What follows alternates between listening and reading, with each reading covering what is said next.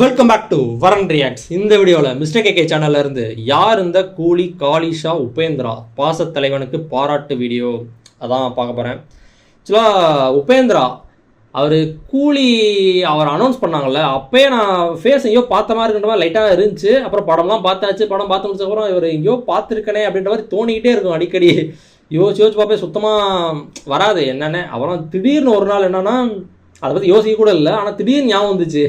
எங்கேன்னு பார்த்தா சத்தியம் படத்தில் வர நான் பார்த்துருக்கேன். அந்த படம் ஃபுல்லாக கூட பார்த்ததில்ல, கொஞ்சம் கொஞ்சம் சீன்ஸ் மட்டும் பார்த்துருக்கேன். அதில் ஒரு கேரக்டராக வருவார், ஏதோ போலீஸாக இருந்து அதுக்கப்புறம் போலீஸ் டிபார்ட்மெண்ட்டே எதிர்த்து ஏதோ பண்ணுற மாதிரி ஏதோ ஒரு கேரக்டர் அது ஃபுல்லாக பார்க்கல. ஸோ அந்த கேரக்டர் டக்குன்னு ஞாபகம் வந்துச்சு.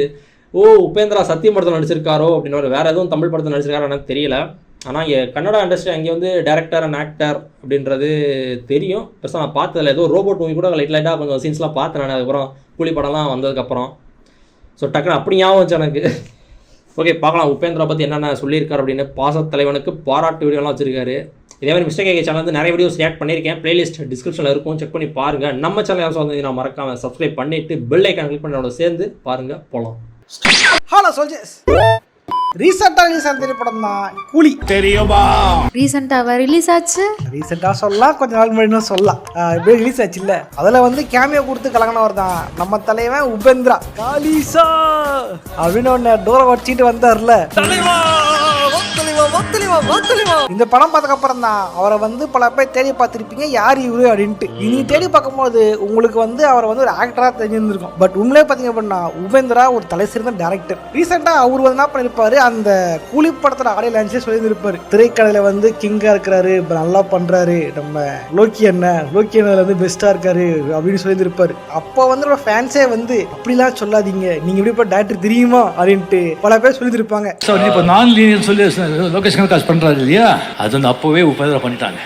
உண்மையே வந்து நம்ம அண்ணன் எந்த அளவுக்கு மாஸ், எந்த அளவுக்கு சத்தியம் டேரக்டர், ஆக்டிங்லேயே நல்லா பண்ணுவாரு அப்படின்றதான் இந்த தெளிவாக பார்க்க போறோம். பார்த்துருவோம். யாரெல்லாம் வந்து உபேந்திரனோட ஃபேன்ஸை லைக் பண்ணுங்க, உங்க ஃப்ரெண்ட்ஸுக்கு ஷேர் பண்ணி விடுங்க. எத்தனை பேர் உபேந்திரனுக்கு வந்து ஃபேனாக தெரிஞ்சுக்க முடியும். இந்த வீடியோ பார்த்தீங்க அப்படின்னா பாசத்தலைவனுக்கு பாராட்டு வீடியோ, அதாவது நம்ம உபேந்திரனுக்கான ஒரு பாராட்டு வீடியோ தான் இது. ஓரா சொல்ல போயிடலாம். நான் கந்தசாமி, இந்த ஷோ கோலிவுட் கந்தசாமி.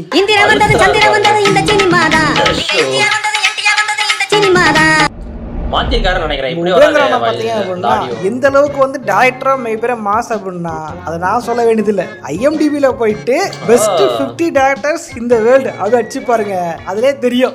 நான் முதல்ல அடிச்சு பார்க்கறேன். பாரு best 50 directors of the world. First வந்து Christopher Nolan, second Rajkumar Hirani. நல்லா பார், எட்டாத வார்த்தை இருப்பான் பார். இரு பார்க்கறேன். Upendra actor, music department, writer. தலைவன் பேர் இருக்கும். ஓகேவா? தலைவன் உபேந்திரா இருப்பாரு.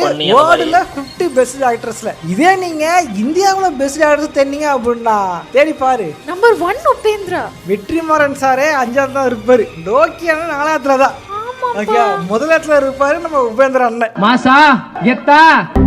உபேந்திரா பார்த்தீங்க அப்படின்னா அவரோட லைஃப் வந்து எடுத்த உடனே வந்து ஒரு நெப்போ கிட் மாதிரி உட்காந்து வந்து நான் தான் டைரக்டரு, நான் தான் ஹீரோ, நான் தான் பாட்டு போடுவேன், அந்த மாதிரிலாம் இறங்கல. அவர் வந்து ஒரு காமர்ஸ் ஸ்டூடெண்ட் தான் வந்து உபேந்திரா. இப்படியா சினிமாக்குள்ள போயிடணும், சினிமாவில் சாதிக்கணும் அப்படின்னு ஒரு ஆசை அவருக்குள்ள இருந்துச்சு. அதுக்காக என்ன பண்ணாரு அப்படின்னா எப்படிலாம் சினிமா நுழைய முடியுமோ ஒரு கஷ்டம் நுழைஞ்சிருப்பாரு. அதுக்காக பார்த்தீங்கன்னா வந்து எடுத்த ஹீரோ நடிப்பேன், எடுத்த டேரக்டா ஹீரோ தான் அப்படிலாம் அவர் போகல.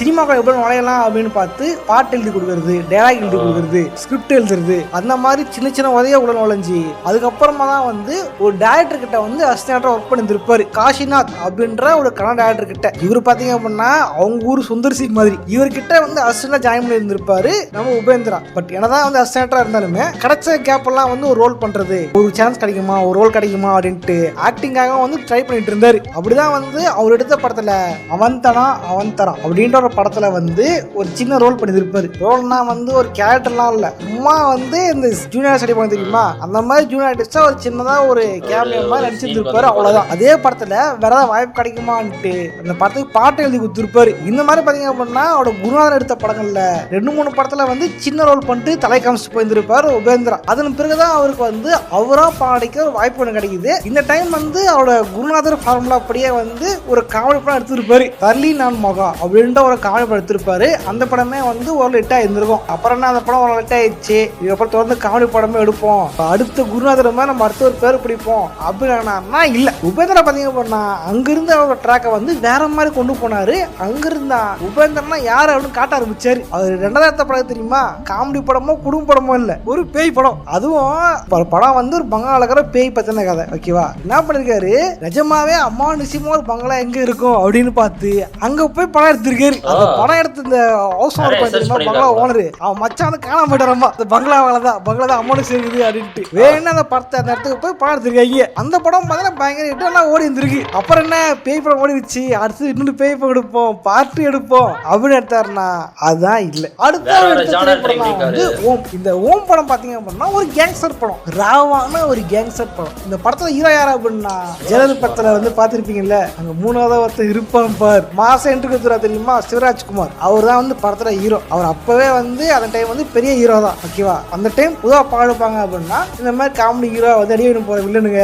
ஓகேவா, ஹீரோ கண்ணு ஜெயிச்சிருவாரு, ஹீரோ தான் மாசா இருப்பாரு, அப்படிதான் பார்த்துட்டு இருந்தாங்க. பட் இந்த உடச்சி கடைசி ஹீரோக்கு வந்து கால் போயிடும், இதுக்கப்புறம் வந்து சொசைட்டிக்காக நான் போவேன், ரவுடிஸ்ட விடுவேன் அப்படின்ற மாதிரி இந்த மாதிரி ஒரு கிளைமேக்ஸ் அப்போ வச்சுதான் பெரிய விஷயம். அதை உடச்சி காமிச்சதான் உபேந்திரா. ஒரு நிமிஷம் சொல்லிட்டா, அந்த படம் வந்து கேங்ஸ்டர் படம். எப்படி பேய் படம் எடுக்கிறதுக்கு நிஜமா ஒரு அம்மானுஷம் இருக்கிற பேய் பங்களாக்கு போனாரோ அந்த மாதிரி ரியாலிட்டியில் இருக்கிற நிஜமான ரவுடிங்களை ரவுடியாவே அடிக்க வச்சிருப்பாரு. நிஜமான 15 நிஜமான ரவுடிங்க அவங்கள வந்து நிஜமான அடிக்க வச்சிருப்பாரு ரவுடியாவே. அந்த படம் பார்த்தீங்கன்னா நிறைய தடவை வந்து ரிலீஸ் ஆயிருக்கு. ரிலீஸ் ஆகியும் ஒவ்வொரு ரிலீஸ் ஆகும் போதும் பயங்கரமா கண்ணா கட்டிருக்கு அந்த படம். ஏன் இந்தியாவிலேயே அதிக தடவை ரிலீஸ் செய்யப்பட்ட திரைப்படம் இந்த ஓம் படம் தான். இதுக்கப்புறம் சில படம் டைரக்ட் பண்றாரு. பட் அதுக்கப்புறம் தான் அவருக்கு ஹீரோ ஆகணும் அப்படின்னு ஆசை வருது. அவங்க அப்ப இருந்து ஆக்டிங்ல ஆசை தான். பட் இந்த நம்மளும் ஆக்டரா வருவோம் அப்படின்ட்டு ஒரு படம் அவரே எழுதி அவரே டைரக்ட் பண்றாரு. அந்த படம் தான் ஆக்சுவலி நான் சொல்றது உபேந்திரா சார் பத்தி எனக்கு தெரியும். கடைசியா வந்து ஒரு படிச்ச ஒரு படத்தை வந்து ரோஸ் போட்டிருப்பேன். அதுல சில பேர் ரெக்கமெண்ட் பண்ணாங்க இந்த படம் பாருங்க நல்ல படம் அப்படின்ட்டு. ஓகேவா, சரி அந்த படம் பார்க்கலாமே அப்படின்ட்டு நான் பார்த்தேன்.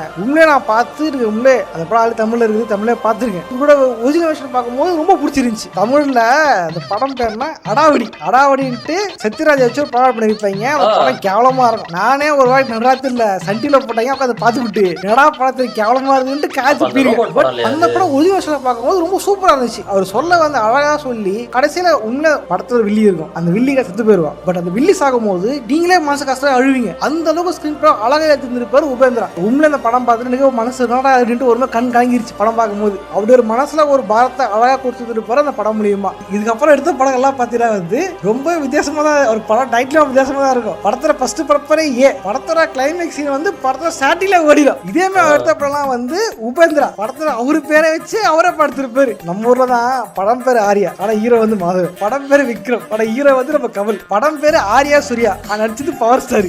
இந்த மாதிரி வந்து நம்ம ஊர் இருக்கும் இல்லையா, தலைவன் படம் பேரு உபேந்திரான்னு வச்சுட்டு அந்த படத்துல அவரே வச்சுட்டு இருப்பாரு. அந்த படம் பார்த்தோம்னா ஒரு சைக்காலஜிக்கலான ஒரு படம் தான். அவரோட ஸ்கிரீன் பிளேவே வந்து அப்பயே வித்தியாசமா எழுதுவார். அதாவது வழக்கமான கிளீஷேவை தாண்டி புதுசா வித்தியாசமா ஸ்கிரீன் பிளே எழுதியிருப்பாரு. இதெல்லாம் நல்லா இருந்திருக்கும். குறிப்பா சொல்லணும்னா ஒரு ஆக்டரா நடிச்சு டைரக்ட் பண்ண அப்படின்னாலும் அவர் ரிட்டர்ன் பண்ண திரைப்படங்கள்லாம் வித்தியாசமா இருக்கும். அவர் டைரக்ஷன் பண்ணாம ஆக்டரா இருந்து ரேட்டிங் மட்டும் பண்ணிக்கிறேன் அப்படின்ற படம் வித்தியாசமா இருக்கும். ஆக்சுவலி ஹாலிவுட்னு ஒரு படம், ஓகேவா, அந்த படம் போட்டிருப்பேன். அந்த படம் ஆக்சுவலா காலேஜ் படிக்கும் போது சொல்லியிருப்பாங்க, எந்திரன் வந்து இன்ஸ்பிரேஷனா சொல்லியிருப்பாங்க. ஓகேவா, பட் நாங்கள் வந்து வீடியோ அப்லோட் பண்ணோம், அதுக்கு லாபம் வந்துச்சு. ஆமா இல்ல அப்படின்ட்டு அதுக்கப்புறம் இவரோட படங்கள்லாம் பார்த்து இவரோட பேக்ஸ் எல்லாம் தெரிஞ்சதுக்கு அப்புறம் தான் சே நம்ம இந்த படத்துக்கு ஏன்னா ரோஸ் போட்டு நான் ஃபீல் பண்ணேன். உண்மையிலே இந்த ஹாரி பாட்டர் ரோஸ் போட்டு ஃபீல் பண்ணேன், உண்மையிலே ஃபீல் பண்ணேன். ஓகே ஏன்டா பண்ணோம் அப்படின்ட்டு. ஏன்னா இந்த படம் பார்த்தீங்க அப்படின்னா ரிட்டர்ன் பை உபேந்திரா. இந்த படங்களை சில சீன்களை இன்ஸ்பிரேஷனா வச்சுதான் சங்கரே வந்து இந்திரன் வந்து எடுத்திருப்பாரு. இதை வந்து சங்கரே இந்த படத்தை வந்து பாட்டு இருந்திருப்பாரு. ஸோ என்னுடைய படங்களுடைய டிஸ்கஷன்ல கூட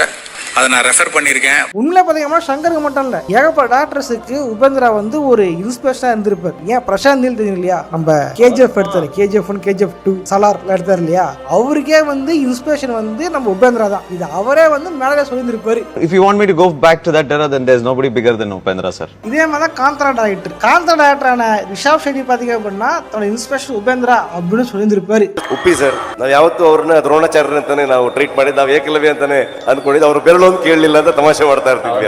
இந்த மாதிரி பண்ணீங்கன்னா வித்தியாசமான கதைகளும் வித்தியாசமான ஸ்கிரீன் பிளேவும் கொடுத்து பல வருஷம் கழிச்சு பார்த்தாலுமே அந்த ஆடியன்ஸுக்கும் புரிஞ்சுக்கிற மாதிரி என்ஜாய் பண்ற மாதிரி அழகா எடுத்துருப்பாரு உபேந்திரா. இவர் பார்த்தா சூப்பர் ஸ்டாரு கூலி படத்தோட ஆடியன்ஸ் சொல்லியிருப்பாரு. சார் உபேந்திரா இந்தியாவிலே வந்து மோஸ்ட் இன்டெலெக்சுவல் டைரக்டர்ஸ்க்கு எல்லாமே அவரோட இன்ஸ்பிரேஷன் இருக்கு.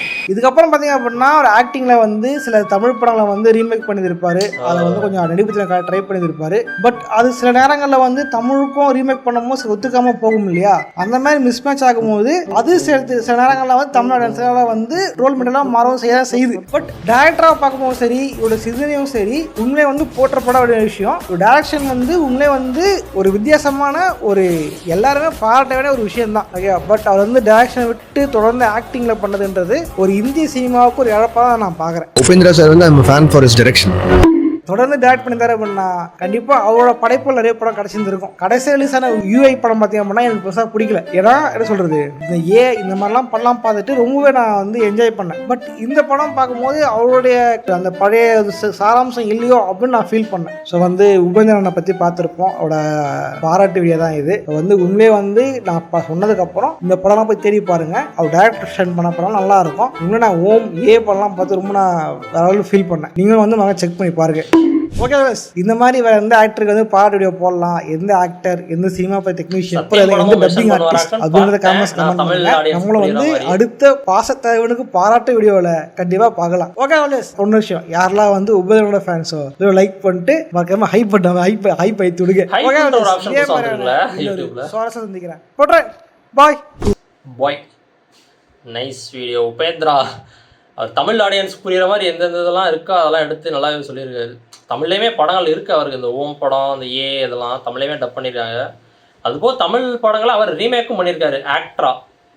அது ஒரு சிலது ஒட்டலை அப்படின்ற மாதிரி சொல்கிறாருல, அதான் அவர் டைரக்ஷன் ரைட்டர் அண்ட் டைரக்டராக ஒரு பயங்கரமான ஆளாக இருப்பார் போல். அதான் இந்தியாவில் நிறைய டைரக்டர்ஸுக்கு அவர் இன்ஸ்பிரேஷனாக இருந்திருக்காருல, லோகேஷ்க்கு, அப்புறம் ரிஷப் ஷெட்டி, பிரசாந்த் நீல், ஷங்கர் கூட ரெஃபரன்ஸ். அவர் ஷங்கர் தெரிலங்க, அவர் ஒரு கம்பேக் கொடுத்தாதாங்க உண்டு, பார்க்கலாம் ஷங்கர் அப்படின்னு. Upendra legend. Nice. Thanks for வாட்சிங். Like, share, comment and subscribe for more சிட்டிங் அனுப்புகிறோம். வரோம்.